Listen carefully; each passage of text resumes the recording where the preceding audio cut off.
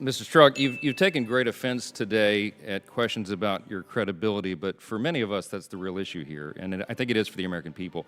As we've been sitting here all day, I've been getting text messages from constituents back home, and they're very concerned about this. This whole thing has been described as shameful and a train wreck, and it feels that way to many of us.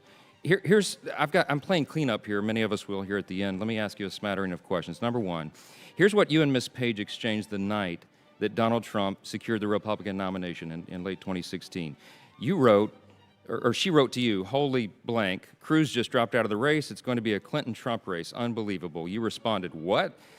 She writes back, you heard right, my friend. Now you said, now the pressure really starts to finish MYE, which we know now is the FBI code name for the Clinton email investigation. And she writes back and responds, it sure does. So here's our problem. You two are the most influential FBI personnel on the Clinton investigation, and within hours of Donald Trump securing the Republican nomination, you text to her, okay, now the pressure really begins. Now we really have to finish the Clinton investigation. And she agrees, and she says it sure does. Here's the question, why did you have to finish it up so fast? What were you all referring to? Why? Was it to stop President Trump? Not at all.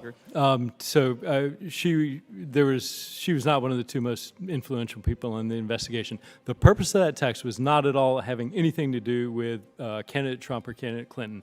That had everything to do with Director Comey's sense and urgency to try and resolve the investigation as soon as we could to get the FBI and the investigation out of the presidential race. Were you slow walking it prior to that time? Were you slow walking it prior to that time? Absolutely not. But there was a constant sense of urgency, and I think everybody on the team, everybody in the senior executive management of the FBI understood that the closer and closer and the longer the investigation took, that we continued, thanks to the actions of some, including some of the candidates, to be inserted into as an issue in the presidential campaign. Let me stop, because this is my time.